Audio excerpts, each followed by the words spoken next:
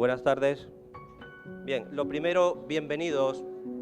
Bienvenidos a todos y sobre todo mostrar mi satisfacción porque primero la sala está llena, está aquí el decano de los poetas de Córdoba, Pablo García Baena, y hay público variado, de distintas edades, de distintas profesiones, y ese es el objetivo fundamental de esta cátedra que inicia hoy sus actividades, acercar a Góngora a todo el público, Góngora para todos, Góngora para sus legítimos propietarios, los lectores, los amantes y los hablantes de la lengua española. Ya era hora de que esta casa, la Casa Góngora, que fue rehabilitada con fondos del Ministerio en el año 2007, tuviera como contenidos pues esa función por la cual fue rehabilitada, que es que sirviera de centro de estudios o de actividades o de divulgación sobre la figura del más grande de los creadores de Córdoba, Góngora. Esto no es un acto inaugural, por eso no están las instituciones presentes. Ya ayer hubo una rueda de prensa con la presencia del concejal de Cultura, el diputado delegado de Cultura y la vicerrectora de la Universidad de Córdoba. No es una rueda de prensa, pero sí es un primer acto de 12, que creo que ya todos conocen porque se ha difundido ampliamente el programa de actividades para este otoño. No es una rueda de prensa porque los protagonistas de hoy tienen dos nombres sonoros, rotundos, que son Pablo y Luis. Esos son los protagonistas de esta tarde. Y con estos protagonistas se inicia el ciclo Góngora Vivo, que es uno de los 3 grupos de actividades de esta programación de otoño de 2014. Con permiso de nuestro invitado, Pablo García Baena, voy a explicar brevemente que este ciclo Góngora Vivo tiene un formato, creo que nada convencional, porque no se trata de que aquí llegue alguien, un poeta o un conferenciante, a soltar su rollo, como se suele decir, a leer sus escritos. Se trata de que ese poeta lea a Góngora en el primer sentido, o sea, que lea un poema de Góngora en la primera parte del acto, y que lo lea también en el otro sentido, que es que nos ofrezca su lectura, es decir, su interpretación de Góngora. Para eso, cada poeta elegirá un poema que todavía creo que no se sabe cuál es, porque no se ha repartido, pero se repartirá luego para crear un poco de interés en el auditorio. Sobre ese poema, el poeta hablará unos 15, 20 minutos. Y la segunda parte de este tipo de actos del ciclo Góngora Vivo, cómo leen a Góngora los creadores de hoy, consiste en una entrevista, una serie de preguntas que yo pues, le haré a Pablo García Baena, en el caso de hoy, y a los otros poetas en las siguientes sesiones de este ciclo, y a partir de ahí pues, hablaremos de Góngora y hablaremos también de la poesía del poeta invitado. Se trata de que detectemos la huella de Góngora en un poeta vivo, por eso Góngora Vivo, y nada mejor que empezar con el poeta Pablo García Baena. Yo tengo el firme propósito de que en sucesivas ediciones, primavera, otoño del año 2015, de este ciclo Góngora Vivo, el primero de los poetas invitados, de los 5 o 6 poetas invitados, sea un poeta de Córdoba, porque tenemos la gran fortuna de contar con muchos, y lo más importante, buenos, excelentes poetas en esta ciudad. Y cómo no, mi agradecimiento es máximo, pero máximo, para Pablo García Baena, porque todo esto se ha montado en septiembre y octubre, por razones que no vienen ahora al caso, de tipo administrativo, pero es que Pablo García Baena es quizá ahora una persona mucho más activa que nunca. Pablo García Baena tenía una agenda de unas 12, 14 o 15 actividades en menos de 3 o 4 semanas, y claro, es impresionante que con ese ritmo de trabajo Pablo haya aceptado estar aquí hoy, y no podía ser otro el nombre, no podía ser otro, para abrir este ciclo Góngora Vivo. Así que, Pablo, muchas gracias.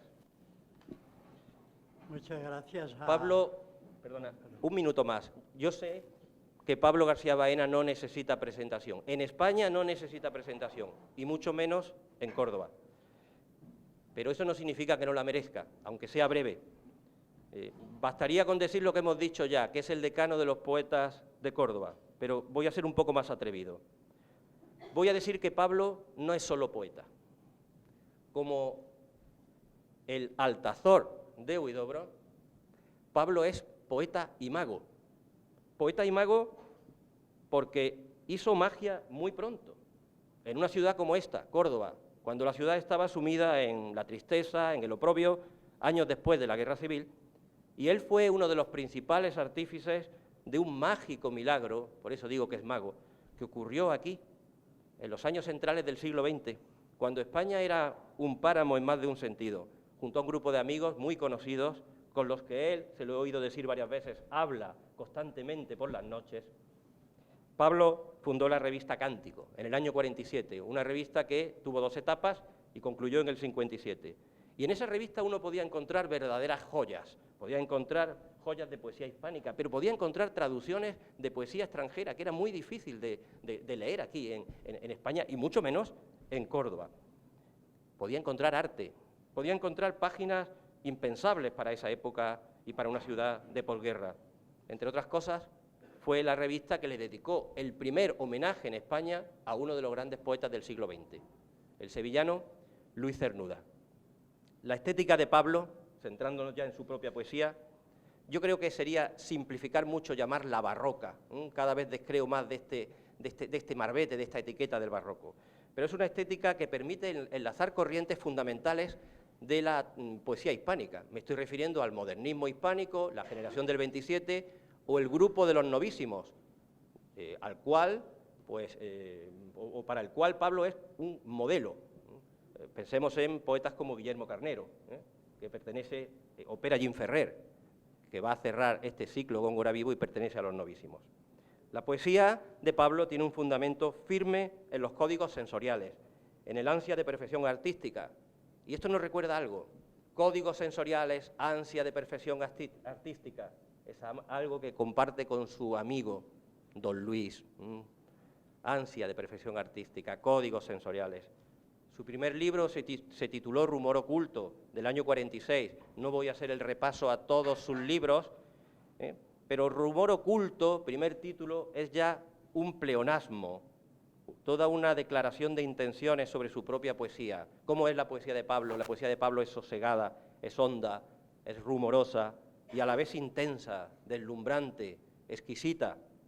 Otros libros suyos de gran importancia surgieron a finales de los 60, 50, 60, pero hubo como una especie de parón, pero fue un parón, creo, fértil. Aparte de que Pablo hizo un importante, creo que esto es importante, un viaje por Europa muy importante en los años 60, creo recordar que en el 64, ¿no? En el 64. En el 64, pero es que él consiguió con ese silencio... Hace 50 años. 50 años, 50 años justo, una cifra redonda. Pues él consiguió que surtiera luego en los 70 y muy destacadamente entre el final del siglo XX y el siglo XXI una obra, eso sí, ya poderosamente enraizada en ese periodo de entre siglos y donde Pablo creo que dio lo mejor. Toda su obra lírica además puede leerse en la editorial Visor. Ahí está su poesía completa. La tercera edición salió en el año 2008. Fiel a las enseñanzas de Góngora como maestro de la musicalidad y de la búsqueda de la belleza verbal, y también quiero destacar esto, fugitivo del tablado público. Acabo de decir que está en 11 o 12 actividades, pero Pablo siempre ha sido muy discreto y muy fugitivo. Eso de como decía, me acuerdo de Vicente Núñez, que decía aquello de yo la vida literaria ni bendita, porque es una vida dura. Entonces Pablo se ha intentado alejar siempre de esas ceremonias, ¿no? Pero poco a poco Pablo fue recogiendo los más impresionantes galardones. Premio Príncipe de Asturias de las Letras, año 84, y Medalla de Oro de la ciudad de Córdoba. Hijo predilecto de Andalucía, año 88. Premio Andalucía de las Letras, año 92. Premio Iberoamericano de Poesía Reina Sofía, 2008. Premio Internacional de Poesía Ciudad de Granada Federico García Lorca, 2012.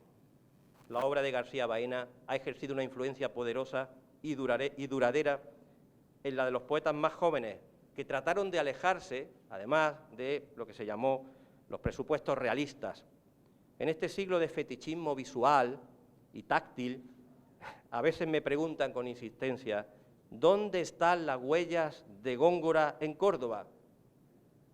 Góngora realmente está en Córdoba y no necesita ni siquiera, es duro decir esto, pero no necesita ni cátedra, ni casa, ni nada, porque las huellas de Góngora están no en una calle, no en una estatua, no en una huerta, ni en una plaza. La huella de Góngora está en sus lectores. La huella de Góngora está en las bibliotecas, en el imaginario de los que se acercan a él, en la voz viva de sus poetas. Las huellas de Góngora están, entre otros, en el decano de la poesía cordobesa. Con ustedes, Pablo García Baena.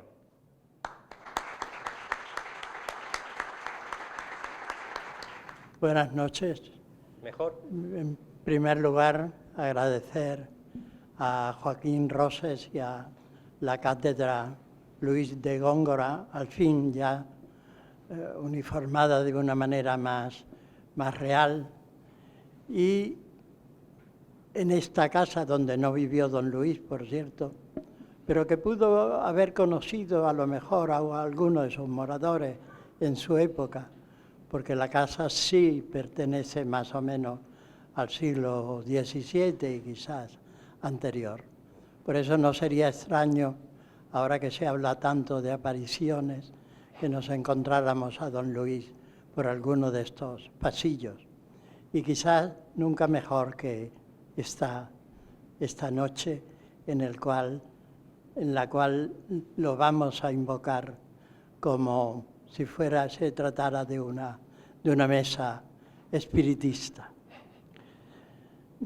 Apenas, la verdad es que no sé cómo voy a leer porque difícilmente veo, aunque dice el oculista que veo mejor ahora, pero yo no me lo creo porque yo sé lo que pasa.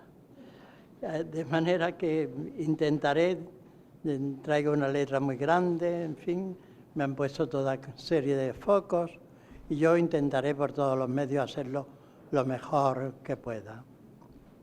Si subimos en un atardecer cualquiera de este apacible otoño casi veraniego a la terraza almenada del Torreón, fortaleza de la Calahorra, al otro lado del río y puente, veremos un paisaje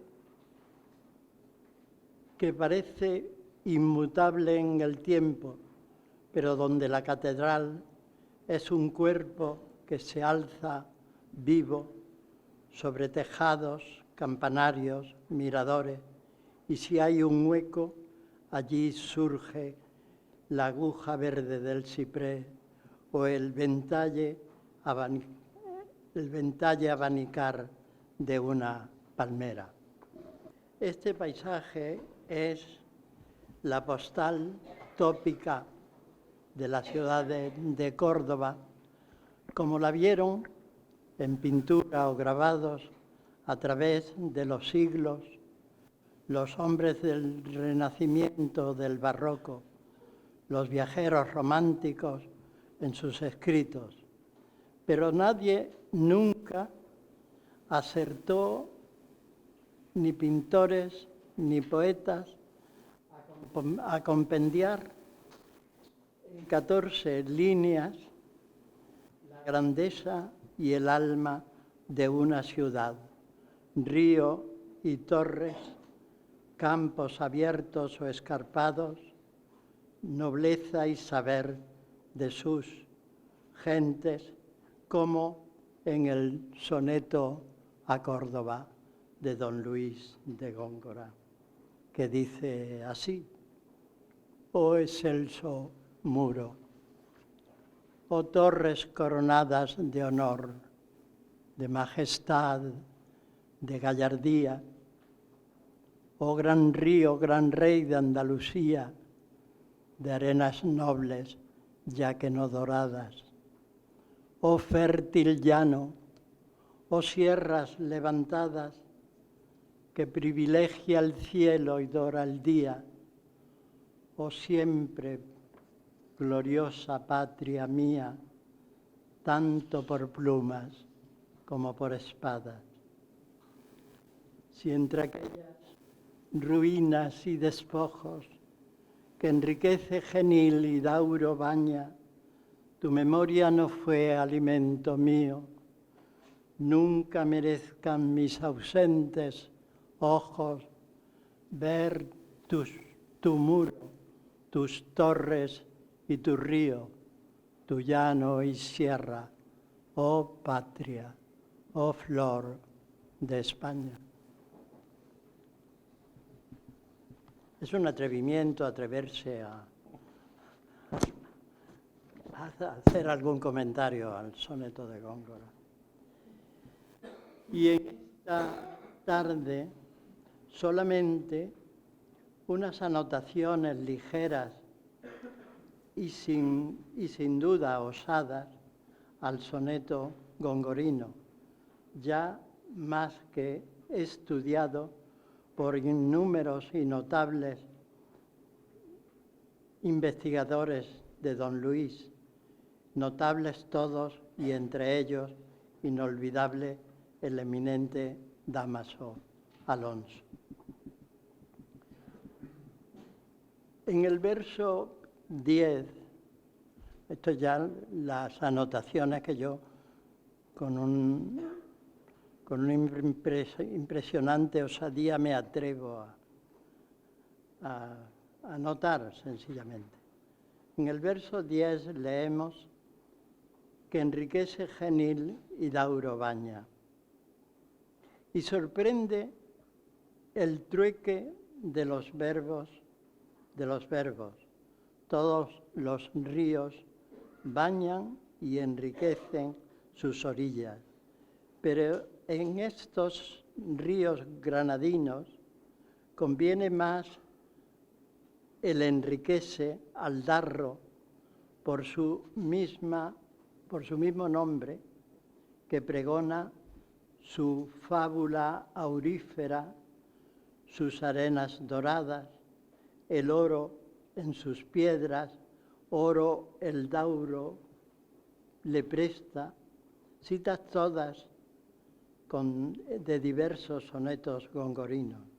Y sin embargo, él cede, en el soneto a Córdoba, el Dauro cede su corona de oro al genil, siempre blanco y helado, como nacido en las nieves de Sierra Nevada. Son enigmas poéticos y ya es un poco tarde para aclararlos. Siempre me llamó la atención que el enriquece se lo pusiera al genil, en cambio el Dauro solo baña, cuando él están plagados los sonetos del Dauro, del Darro.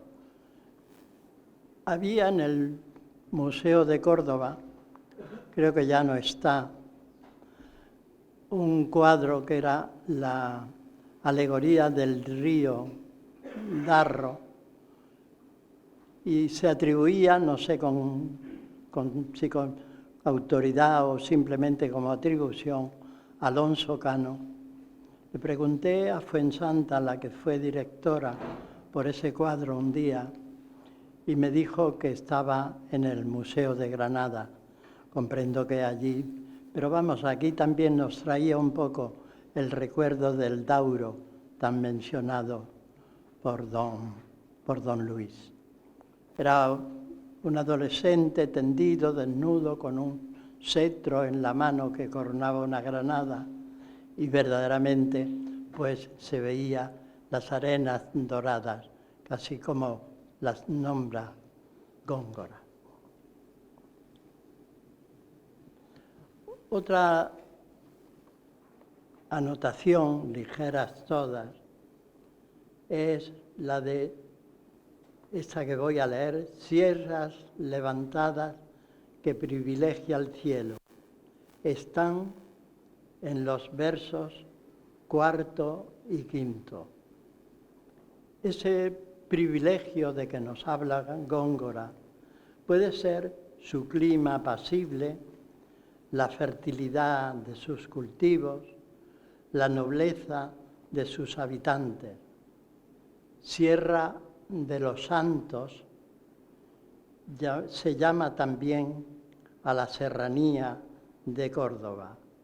Y no será la santidad, el privilegio celeste, ese privilegio que privilegia al cielo, puede ser indudablemente el privilegio celeste. En tiempos de Don Luis, los monasterios crecían por los montes, por aquellos cerros, como la hierba del verano, desde Hornachuelos hasta Adamuz, desde el eremitorio de Los Ángeles a San Francisco del Monte. Y en la frontera misma de la ciudad se alza San Jerónimo de Valparaíso, Santo Domingo de Escalacelli, el Santuario de Linares, San Francisco de la Ruzafa, el desierto de San Juan Bautista, de la Descalzada Carmelita, y en especial los ermitaños que vivían, los anacoretas que vivían en las cuevas de la Albaida y del Monte de la Víbora, y que el cultísimo y benéfico obispo don Antonio de Pasos, gran amigo de Góngora, tan amigo que en 1856 creo recordar, al año siguiente del soneto a Góngora, y tú debes saber muy bien la fecha, 1556, 86. 1585 es la fecha del soneto.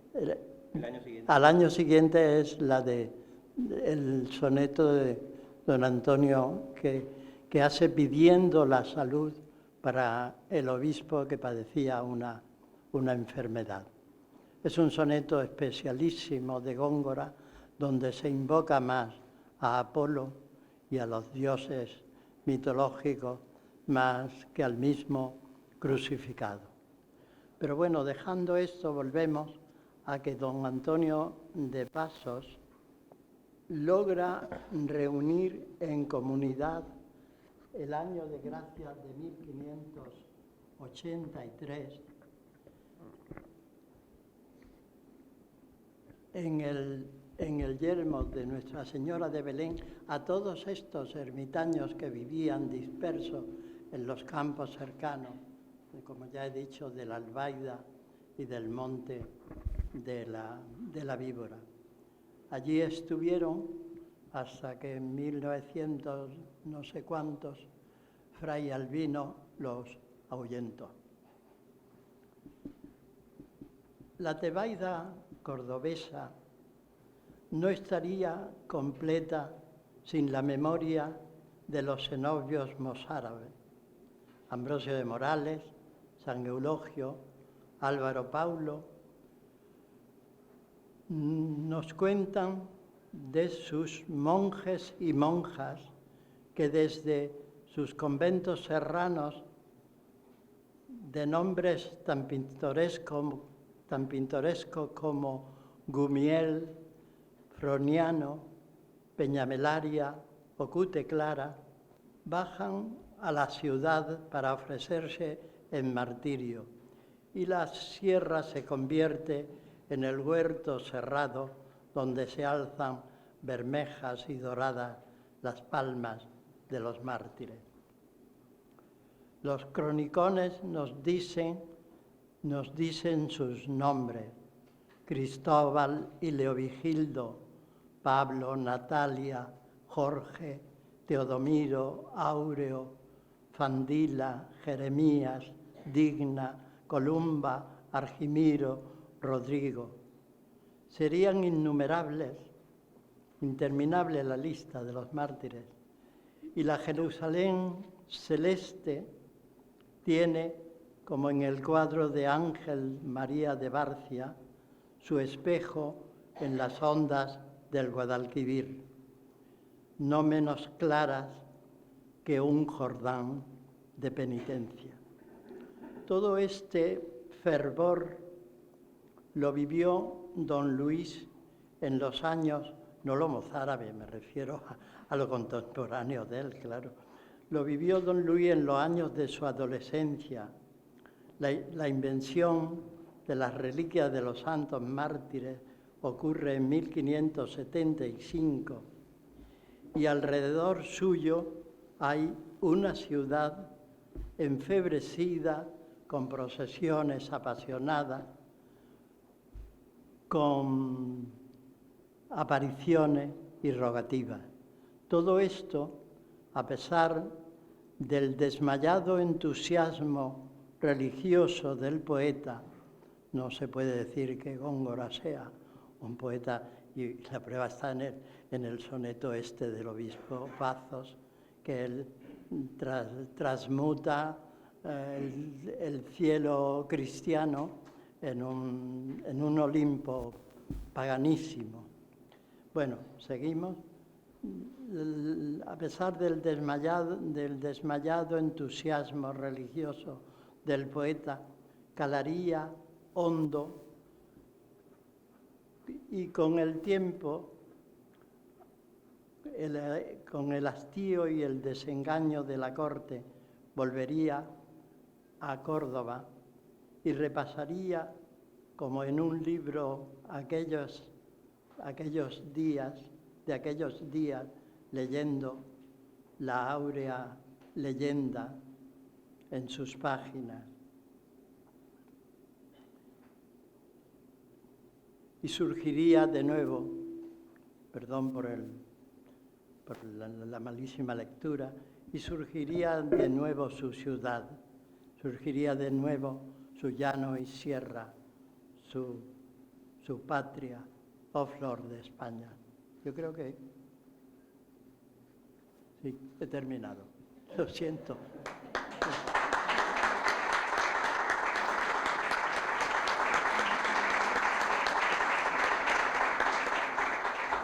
A mí me gustaría, por ejemplo, que estas reuniones que se hacen, tiene su razón, claro, en el trabajo por la noche, se hicieran a las 12 del día en el patio, en ese patio con la fuente y el granado. Entonces yo podría leer con cierta soltura y con cierto arte escénico. Pero claro, aquí entre el micrófono y todo el ambiente y el flexo y todo esto, pues ha hecho vosotros me perdonáis, como se decía en los viejos teatros al terminar la función, perdonad todos los errores. En fin, muchas gracias. Bien, Pablo, no solo no te perdonamos, es que te agradecemos que hayas hecho ese esfuerzo y ahora creo que todo va a ser más relajado porque vamos a conversar tú y yo un poco.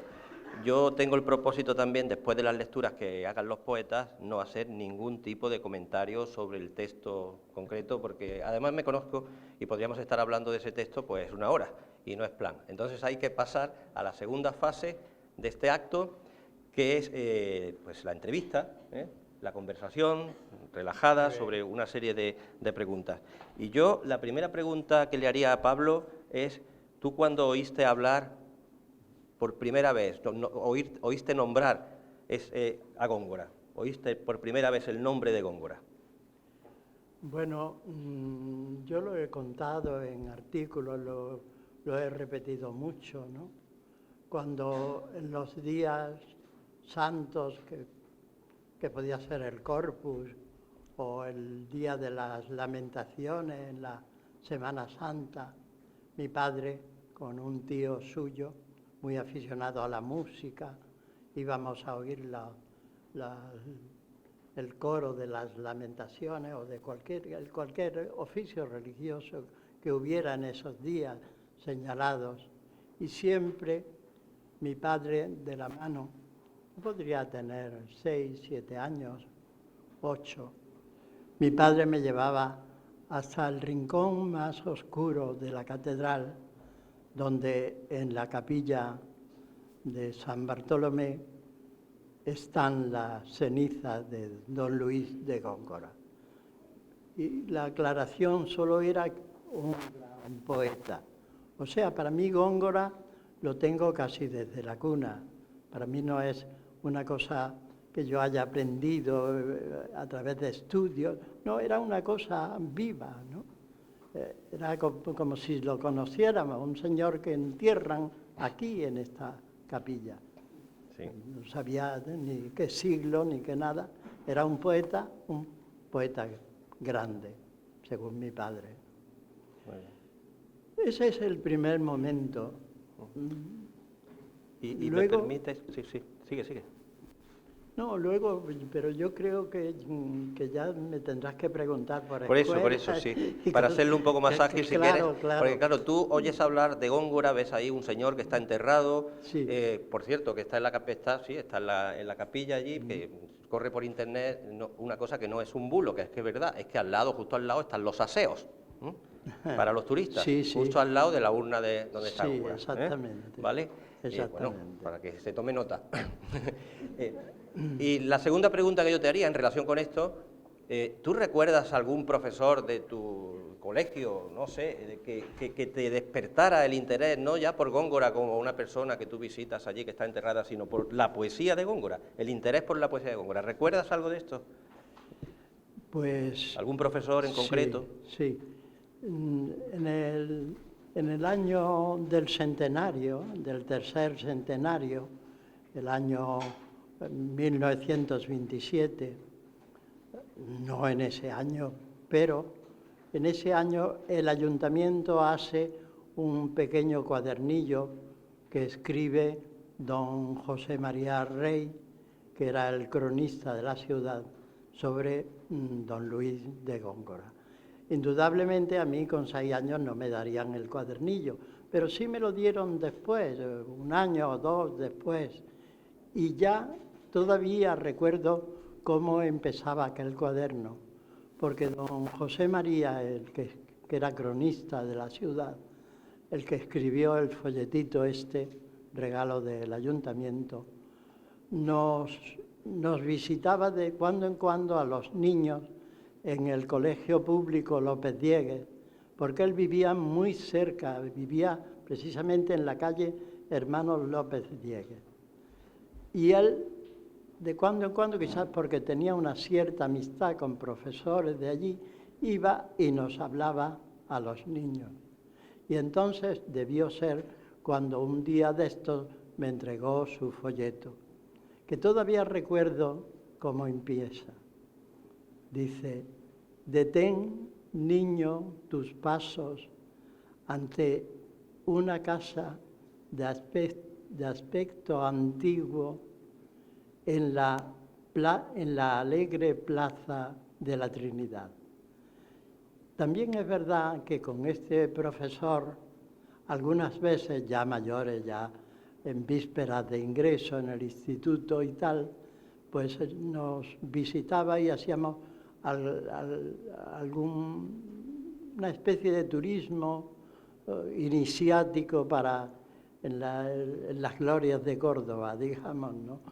Nos llevaban a la catedral, nos llevaban a la plaza de la Trinidad para el recuerdo de Góngora, íbamos al Museo Arqueológico, entonces en la calle que ahora se llama de don Samuel de los Santos, y en aquellos tiempos todavía del tesorero. En fin, muy bien. No puede ser más. Por eso yo cuando me hablan de Góngora, pues yo lo veo ya como alguien familiar, ¿no? No es una cosa que yo haya llegado el entusiasmo a través de lecturas ya muy mayor, como la mayoría de los poetas, que ahora lo conocen, pero ya porque se lo han propuesto, ¿no? Sí. Yo crezco con Góngora. Entonces no es difícil que... Sí. Una buena manera de crecer, ¿eh? Y precisamente sobre el acercamiento a Góngora como lector, quería hacerte la siguiente pregunta. ¿Recuerdas a qué edad lo leíste por vez primera y si ya sería quizá mucho apurar, ¿recuerdas qué edición manejaste? ¿En qué edición? Bueno, ¿Qué libros había bueno, o tú manejaste sobre Góngora? Lo primero que leí no lo sé, yo supongo que serían las letrillas, seguramente allí mismo en el colegio público López Diegues, ¿no? Tal vez el cronista nos leería alguna cosa de él, lo de el caído se le da un clavel hoy a la aurora del seno, en fin, algunos de esos poemas, porque no creo que esos pícaros no teníamos todavía edad para leerlos. El primer, donde yo lo leo por primera vez, es en la edición que hizo la Academia de Córdoba, el libro se llama Versos de Góngora, así, abiertamente, Versos de Góngora, y que es también una edición hecha con motivo del centenario en el año 27. De la muerte. Ahí es donde yo, fragmentos a veces, vienen también de las comedias, un fragmento. Es muy confusa todo el libro, pero es muy interesante porque hay una mezcla muy buena de todo lo que hizo don Luis. Casi todo está representado de una manera breve, están los sonetos, están las letrillas, los romances. También en mi casa había, también del año del centenario, un libro con los romances que editó la Revista de Occidente. La edición de José María de José María Cosío, sí, que todavía la tengo. Estos son los libros que inmediatamente yo manejo de niño. Bueno, manejo es un decir. De cuando en cuando sale y leo algo que me gusta. Eso, supongo que luego tú has ido comprando o adquiriendo o leyendo ediciones más actuales, ediciones modernas. Claro, ya son otros libros, son el entusiasmo de los gongoristas, el conocimiento de Dámaso Alonso, con todos sus libros, entre ellos no sé cómo me he atrevido a hacer unas aclaraciones al soneto de Góngora después del ensayo magnífico que lo disecciona como si fuera un insecto, disecciona el soneto don Dámaso Alonso. Sí, yo te iba a preguntar precisamente si también estás interesado en leer críticas sobre Góngora, que hay tanta, ¿no? A veces ya es algo que satura, ¿no? Y te iba a preguntar si tu crítico favorito, ya que lo has mencionado, era Dámaso Alonso. Por supuesto, Dámaso, porque se le ha criticado mucho la traducción, digamos, que hizo de las soledades para el lector normal, claro. La prosificación. Porque las soledades, como no tengas un espíritu, primero de sacrificio, y luego un hondo sentimiento poético, no hay manera de leerlo. Sin embargo, Dámaso Alonso las traduce y las pone en el lenguaje que lo podemos entender la gente de a pie, como cualquiera de nosotros. Y luego de los nuevos, me entusiasma Carreira, claro. Su libro Gongoremas, que lo tengo, yo diría, sobre mi cabeza, eso que dice el Quijote, lo pongo sobre mi cabeza. El libro de Carreira es espléndido, sí. Estoy de acuerdo. Y vamos un poco ya a la obra de Góngora. Hay muchos más, está Miguel Orozco, también. Emilio Orozco. Emilio, sí. El granadino, Emilio Orozco, que también es muy bueno, ¿no? Aunque él se desliza un poco hacia Soto de Rojas. Se le nota a los granadinos que eran amigos, Soto de Rojas y don Luis. Y hablando ya de la poesía de Góngora, sé que es una pregunta un poco complicada porque hay tanto donde elegir y todo tan bueno, pero ¿cuál sería la obra de Góngora que tú prefieres? Y no vale decirme el soneto a Córdoba, ¿eh? No, yo desde luego lo que prefiero son las soledades. La obra de Góngora que yo prefiero que yo cuando quiero leer poesía de verdad y fulgurante y espléndida, porque te deja totalmente a punto de caerte desmayado, ¿no? Porque es una maravilla, no solo ya de lo que dice o lo que quiere decir, es el lenguaje, es esas palabras, cómo suenan, ese fuego interior que hay en cualquier palabra, cualquier cosa que diga cómo lo dice, qué palabras escoge. Yo la soledad. Luego, indudablemente, los sonetos. Es que la obra de Góngora es tan diversa porque no podemos, las letrillas divertidísimas y tan pícaras y las décimas, a las monjas que le envían unos conejos, a otras que le envían unas perdices, todo ese jaleo que él trae con el clero, todo eso es muy divertido y solamente eso ya es para admirarlo. Pero luego están los sonetos, qué espléndido. El libro de esta señora lituana de apellido impronunciable. Birute Sipliauskaite. Sí. Yo tuve el honor de conocerla. Ella estuvo en Córdoba cuando le entregó, era Carmen Calvo, entonces la consejera, y le entregó el premio Luis de Góngora. El premio de las letras que me dieron a mí, me lo dieron antes y no se llamaba Góngora, pero luego con Carmen le añadieron Luis de Góngora. Y al dárselo a María Victoria se dio en Córdoba, sí, en el antiguo hospital de San Sebastián, mal nombrado Palacio de Congresos, porque el Palacio de Congresos tiene poco, a la de casa conventual y eso es una maravilla.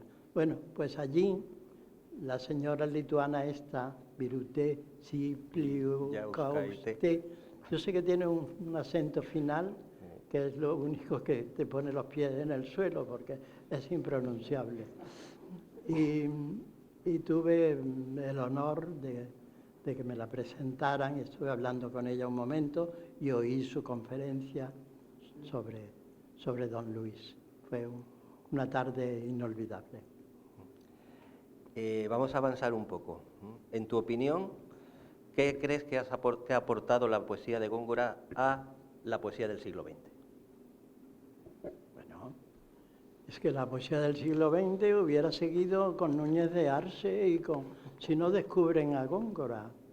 Y ellos se sirvieron de él para hacer todas las diabluras propias de la juventud, esa poesía tan fresca de Alberti o Lorca, ¿no? Ese majestuoso deslizar de Gerardo Diego, que también hace unos sonetos espléndidos. Es Góngora. Yo creo que si ellos siguen a don Marcelino en su manera de apartar a Góngora y no intentan descubrirlo y ponerlo al día, pasa como con el Greco, que además eran amigos los dos en vida. Pues si no se vuelve al Greco, no se explicaría Picasso. Sin Góngora no te puedes explicar el 27, porque es que es una rotura total con la poesía anterior, sobre todo el 19. Empieza quizás antes, empieza con Juan Ramón y los Machado, pero es totalmente el deslumbramiento de Góngora lo que hace que esa poesía fuera tan fresca y tan viva. Sí, yo tenía, la siguiente pregunta que tenía anotada es, si Góngora para ti es un poeta universal, es una pregunta muy fácil de contestar, está claro que sí, pero ¿por qué crees que es un poeta universal? A la altura de los distintos titanes poéticos que ha habido, ¿no? A lo largo de la historia de la poesía. Yo pienso que no es que sea un poeta universal, yo creo que es que el único poeta español universal es Góngora, porque el eco de Góngora lo oyes en las universidades de todo el mundo, cuando en cuando se acuerdan de él y actos, y cosa que no se hace con ningún otro poeta español, por más que ahí los haya espléndidos, en el siglo de oro y modernamente. Sí, quizá Lorca también. Bueno, el 20. Lorca ya, pero ya lo de Lorca entran tantas cosas dentro, Claro. tanto el drama de Lorca entra no porque el drama sea mayor, el drama es, él no hizo nada más que intuir lo que iba a ser su muerte. Todas esas obras dramáticas, esa Bernarda Alba llena de hijas enlutadas, todo eso ya es el presagio de lo que va a venir de la muerte de él mismo, ¿no? La luna esa grande, roja, sobre Córdoba lejana y sola, y el caballo arrastrando el cadáver del bandolero por la serranía. Todo eso es la vida y la muerte. Él tenía que morir de esa manera, tan dramática. Era el final de su poesía, el coronamiento de su poesía. Y él yo creo que él solo lo había intuido eso, desde el primer momento. El tema del destino trágico, ¿no? Que es tan Totalmente. Pero bueno, volvamos a Góngora, y ya que has citado a los países de fuera de España, ¿hay algún poeta extranjero que te recuerde a Góngora? Bueno, yo desgraciadamente el poco francés que aprendí en el colegio francés, que estaba en la plaza del Cardenal Toledo, con los primeros años de bachillerato, lo he olvidado. Un poco quise recobrar cuando con Pepe de Miguel puse la tienda aquella en Torremolinos para entendernos de alguna manera, al menos con los turistas franceses. Pero yo creo que para contestar esa pregunta habría que conocer al poeta en su lengua, claro, porque lo conocemos y son espléndidos traducidos, pero ahí ya no sabemos lo que es el poeta y lo que aporta el traductor, que ya tiene el peso de Góngora.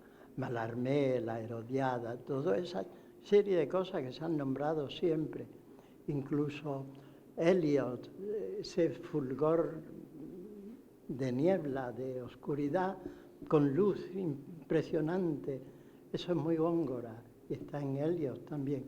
Pero claro, yo lo conozco a través de traducciones, no en las lenguas nativas de cada uno. Muy interesante todo esto que dices. Vamos a cambiar un poco de tono. Imaginemos, o imagínate, que el Parnaso fuera un zoológico. ¿Qué animal sería para ti Góngora? ¿Un animal, Góngora? Si el Parnaso fuera un zoológico, ¿con qué animal identificarías a Góngora? ¿Qué animal sería Góngora, según tú? Pues mira, tendría que ser un animal mitológico. No vale el dragón, ¿eh? ¿Qué? El dragón no vale. No. Sí. Sí, el dragón Cátedra Góngora. Góngora. Sí, de pronto yo, en la carta que me enviaste, estaba tapado algo y digo, ¿esto del dragón qué es? Y era Góngora, claro. Eso es. No vale, no. Otro. Yo pienso que tendría que ser, pues, lo más grande. Sería Júpiter convertido en águila para arrastrar a Ganimedes, o en toro para arrastrar a Helena, ¿no? A Europa. Uh-huh. Indudablemente, ¿no? Lo más grande del cielo y lo más animal, además.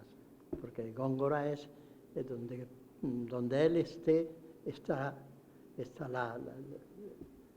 la belleza, está la grandeza de la manera de inventar un lenguaje tan pobre que estaríamos entre Berceo y Villaspesa todavía. Sí, sería una especie de mutante, ¿no? Ya. Góngora. A ver, tu poesía. Uy. ¿Tú la consideras gongorina? Bueno, en algunos momentos. No, yo no me considero un discípulo de Góngora, ¿no? A veces sí, ¿no? Alguna vez, sobre todo en la juventud, ¿no? Y sobre todo cuando ya tienes que ajustarte a unas reglas como son los sonetos. Entonces quizá haya algún, no resplandor, no, una cosa fugaz, una ascuita pequeña de Góngora en todo eso. No sé, me parece que yo no le llego a don Luis ni siquiera a la bota de clérigo que llevaría por estas calles. Y si tuvieras que señalar un libro de los tuyos más cerca de la huella gongorina, o que tú consideres que tiene más influencia gongorina, ¿qué título darías? Bueno, Góngora está en algunos de mis libros. Hay un poema a don Luis en Antes que el tiempo acabe. Sí. Y en Fieles Guirnaldas Fugitivas hay un tríptico gongorino que se llama El campo, no sé qué, y la corte, ¿no? El campo, la corte y rincón nativo, que Rincón, están todos sí. bajo excelso muro. Sí. Yo creo que quizás Fieles Guirnaldas Fugitivas, porque es un libro un poquito artificioso, hecho muy estudiado de cómo está hecho en partes de 3 poemas, todo él, con un título. Entre ellos está el tríptico este de Góngora, que está dedicado a Damaso Alonso. Quizás el libro mío que tenga más huella de don Luis, pero es por la estructura tan estudiada, ¿no? Para hacer ese libro. Los demás libros a lo mejor pues son fruto de una... No, porque yo cuando doy un libro lo doy ya muy terminado y muy hecho, por eso tardo tanto. Todo el mundo me dice, ya te tienes que dar otro, porque hace 8 años ya que diste el último. Entonces, pues quizás por eso, por ese intento de llegar a la perfección, que don Luis llega y la sobrepasa. O sea, que el elemento de la poesía de Góngora que crees que ha influido más en tu poesía es el ansia de superación artística, quizá, ¿no? El rigor, sí, el perfeccionismo, la construcción verbal del más que poema. las palabras y todo eso, que también se nos ha achacado de gongorinos a todos los poetas de cántico, porque usamos palabras un poco desusadas, pero claro, eso es una cosa muy banal, y eso no es nada, ¿no? Eso no quiere decir que sea Es que realmente, una influencia, ¿no? como escribe Antonio Carreira en un artículo que va a salir muy pronto, todavía no está publicado, es que habría que hacerse la pregunta contraria. O sea, ¿qué poeta del siglo XX no ha sido influido por Góngora de alguna forma? Claro. Es que es tan difícil. Pero eso ya lo hemos contestado, claro. El 27, Sí. todo él se lo debe. Y claro, a partir del 27, todos los demás que hemos venido, por supuesto. Y ahora vamos a hacer un ejercicio un poco de ciencia, no de ciencia ficción, sino un ejercicio mágico. Imagínate ese señor que estaba enterrado allí, ¿no? En la capilla, en la urna, y de pronto ese señor resucita. Imagínate si ese señor don Luis, el amigo don Luis, resucita. ¿Qué crees que podría decir de tu poesía, don Luis? Yo la verdad, diría... Si Góngora viviera en el siglo XXI, ¿qué diría de tu poesía? Yo no quisiera oír lo que diría, ¿no? Porque podía ser terrible, con esa lengua acerada y brillante y oportuna. No me gustaría encontrármelo y me dijera algo. Te da miedo. Me da un poco de pánico. No, mejor que se quede allí, sí. con todo mi respeto, por supuesto, y mi admiración por él. Pero, no sé, mi poesía bueno, Góngora él sería capaz de intuir todo lo que podía venir después, toda la poesía posterior del siglo XX y XXI incluso, ¿no? Pero frente a frente no quisiera encontrármelo. ¿Qué es lo que, ya que lo has devuelto a su urna, qué es lo que menos te gusta, si es posible, contestar a esta pregunta de la poesía de Góngora? O si puedes confesar, te atreves a confesar que algún pasaje que te haya, de su poesía que te haya resultado incomprensible. Pues O la faceta de su poesía que menos te agrada, no sé, algo así. Bueno, yo creo quizás que yo no he leído la obra, las dos comedias, el doctor Las firmezas de Carlino Isabela y la firmeza y el doctor Carlino. Yo he leído fragmentos solo, no la he leído entera, ¿no? Pero quizás lo que menos me interese de él sea el teatro, ¿no? Claro, es que también el teatro en esa época tiene la frescura de Lope o la pompa llevada ya al retablo verbal de Calderón. Eso es tan tremendo, ¿no? Que el teatro, don Luis, no sé, a lo mejor también, si hay obras perdidas, como... Pero te aseguro, vamos, si me permite, eres el protagonista y yo no quiero intervenir mucho, solo preguntarte, pero te aseguro que la firmeza de Isabela es un prodigio. Ya, Baltasar sí. Gracián dijo de esa obra, dijo, Góngora escribió solo una obra de teatro, y dijo, pero valía por 1000. Lo que pasa es que, claro, representa un tipo de teatro muy distinto a lo que era la fórmula de Lope de Vega. Claro. Quizás el teatro, quizás por el desconocimiento también, ¿no? No, es lo que menos, bueno, ya te digo que no he leído más que algún fragmento y eso. Bueno, vamos a ir terminando. ¿Me permites 3 preguntas más o menos? Pues no andamos mal de tiempo, pero... Como te parece. ¿Qué ha representado Góngora en tu vida de lector? Algo de esto ya se ha dicho, pero vamos a intentar ir recapitulando. ¿Qué ha representado Góngora en tu vida de lector? Pues mi vida de lector, que empieza, como he dicho antes, muy pronto, muy pronto. Yo leo todo lo que cae en mis manos, desde los libros y los cuentos.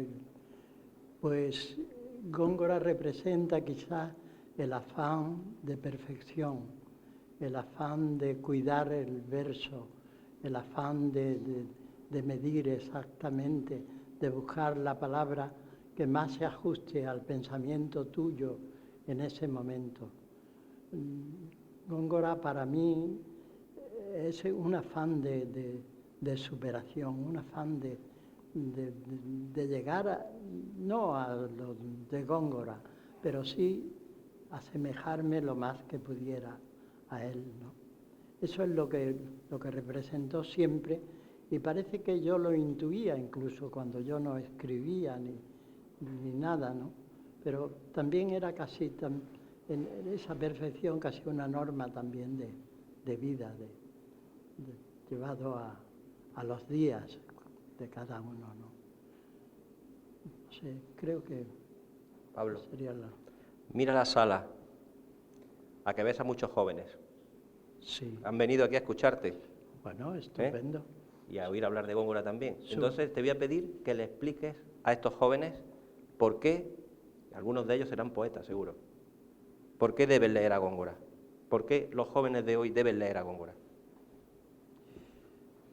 Es que, bueno, yo creo que también esto lo hemos hablado, lo hemos esbozado más o menos.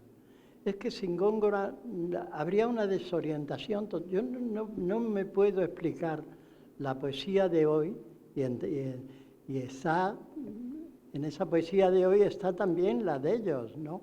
Seguramente habré leído algo de alguno de ellos en algún diario, en alguna revista.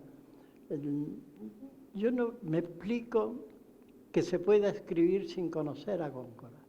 Para mí es inexplicable totalmente. Yo creo que ese afán de superación y de perfección que es lo que tiene que seguir el poeta. Yo creo que el poeta que no conozca a Góngora no quiere decir que no sea poeta, a lo mejor lo es, pero yo no sé por dónde iría, Sí. porque las luces que yo veo, lo que a mí me iluminó para seguir un camino fue Don Luis. Y yo creo que eso está vigente ahora, lo mismo para los jóvenes, porque es el lenguaje, y el lenguaje está vivo. Y ahora mismo, pues, qué sé yo, ahí en aquello ya tan pasado de moda del lenguaje Shelley, estaba lo de alucinar y cosas de estas, ¿no? Que se volvía un lenguaje pasado, palabras antiguas volvieron en ese momento, ¿no? Yo creo que Don Luis es la lengua, y la lengua es lo que tiene que cuidar el poeta. Y no podemos explicarnos el milagro de la poesía española sin el fulgor de Don Luis. Sí, sí. El propio Antonio Carreira, en este artículo inédito que acabo de citar, lo dice con mucha claridad. Dice, un poeta, ¿cómo podría escribir un poeta sin seguir a Góngora hoy día? Sería igual que si intentáramos escribir un libro que no contuviera la letra E, por ejemplo. Claro.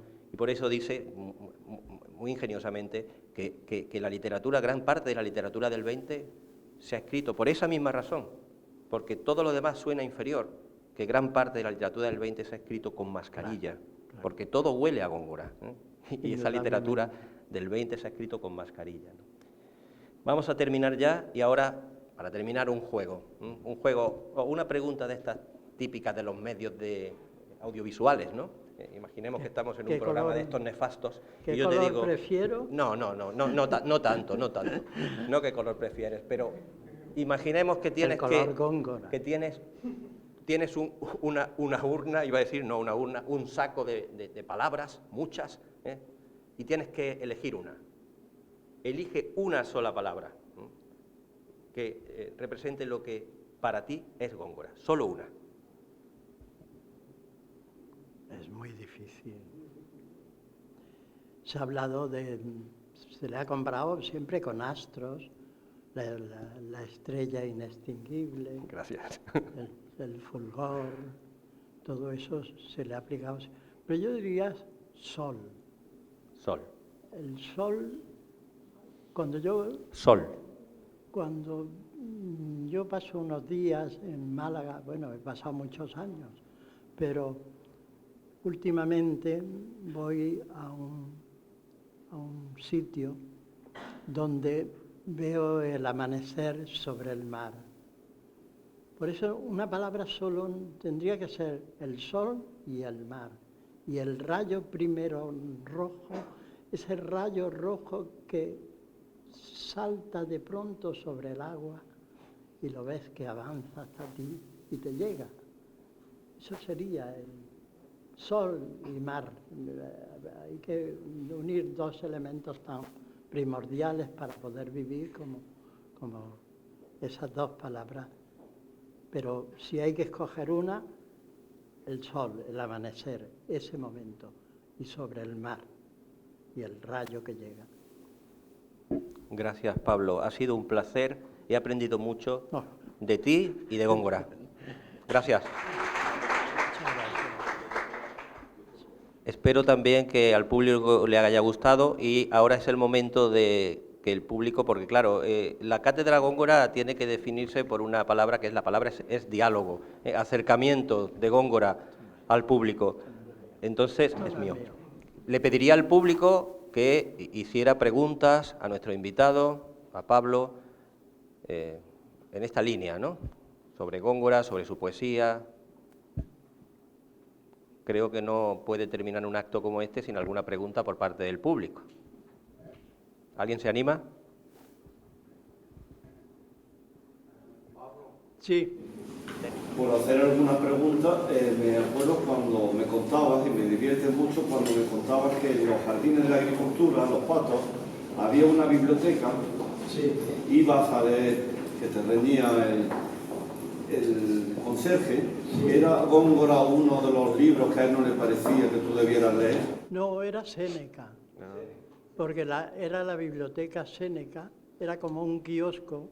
Todavía está el sitio y se ve muy bien. En El de los azulejos, ¿no? plazoletita que hay. Sí. Y era un pequeño kiosco donde estaban la obra de Séneca. Y alrededor bancos con azulejos sevillanos, con sentencias de Don Luis. Y allí estaba también, como parte de la familia, Agnea, estaba Lucano, porque Séneca el pobre, hasta que el cordobés no decidió costearle la estatua, no tuvo estatua en Córdoba. Tampoco la tiene Juan de Mena. Sí, tampoco la tiene Juan de Mena. Pero Lucano sí tenía un busto que ahora está arrinconado en Jerónimo Páez, en una de las salientes, de los entrantes más bien, junto a una fuente, Sí. a espaldas de la casa que fue del duque de Medina Sidonia. ¿Alguna pregunta más? ¿No? Bueno, yo quiero dar las gracias a todos los que han asistido a este primer acto de la Cátedra Góngora, y quiero recordarles que va a haber 4 más como este, pero hay otras actividades, otras categorías. Vamos a tener casi todos los martes, algún día cambia el jueves, las tertulias del dragón. Ya saben por qué, ¿no? Las tertulias del dragón. Esto va a ser un espacio abierto, sin mesas presidenciales, sin protagonismos, para letraheridos, para amantes del peligro verbal, para lectores, en definitiva, una manera de reunirnos, charlar relajadamente sobre literatura y sobre la vida, sin ningún tipo de ceremonias ni tonos profesorales, solo para que en el centro de nuestras vidas esté la poesía de Góngora. Y el primer formato pues se basa en textos muy breves, que ya están anunciados. Por ejemplo, el martes próximo empezamos con Hermana Marica, el famosísimo poema de juventud de Góngora, incluso anterior a este soneto de 1585, será arriba, se va a acondicionar la sala de arriba para crear un ambiente agradable, de tertulia, como cuando estamos hablando con nuestros amigos en una cafetería igual, muy relajadamente.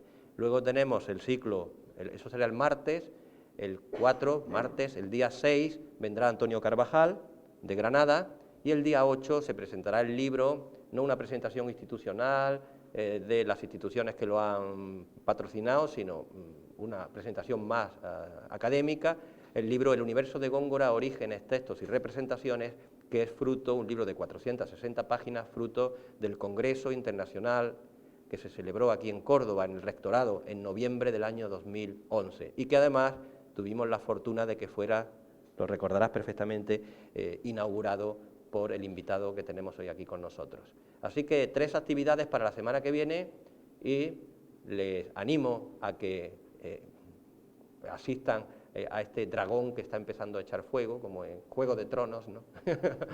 Los pequeños dragoncitos, y espero que este dragoncito, como en la serie Juego de Tronos, siga creciendo. ¿A mí?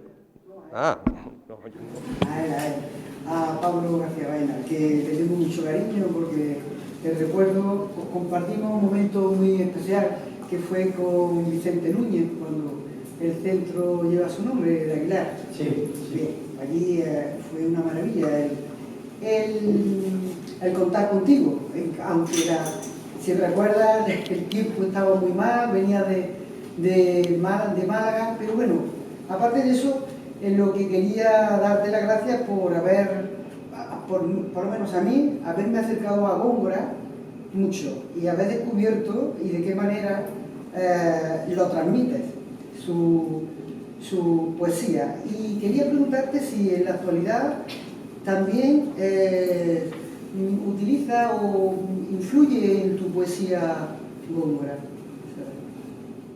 Bueno, para mí es, digamos, como una devoción. Yo, Don Luis, lo tengo siempre presente, ¿no? Mis poetas favoritos, pues, y quizás el más grande para mí es Góngora, ¿no? Luego, pues, qué duda cabe que también Juan Ramón, que hayan influido en mi poesía, Juan Ramón, Cernuda, son otros. Pero Góngora ocupa su lugar siempre y es el lugar más importante dentro de... porque puedes volver a él siempre y siempre te sorprende, siempre te produce otra sensación, no siempre la misma. Tú lees a Juan Ramón y ya sabes que te tienes que poner melancólico y que sea por la tarde y tal, o lees a Cernuda y entonces ya sabes que los marineros son las alas del amor y todas estas cosas, ¿no? Pero Góngora no, Góngora es nuevo y siempre descubres un rincón a lo mejor que no habías visto, donde hay una palabra que descubres con él. Góngora es indudablemente el gran poeta español. Y no olvido a San Juan de la Cruz. Ese es otro también que habría que dedicarle. Desde luego. Un monstruo. Sí. Lo moderno que es San Juan de la Cruz. Sí. Eso es. Parece imposible, ¿no? Pues sí. En esa época, con esa religiosidad tan cerrada. Y él, qué manera de entender el cantar de los cantares, esa noche oscura, las lámparas del sentido. Increíble. Afortunadamente tenemos poetas muy grandes, podemos estar orgullosos de ellos. Muchas gracias, Pablo, de nuevo, y gracias al público por asistir. Bienvenidos. Muy bien.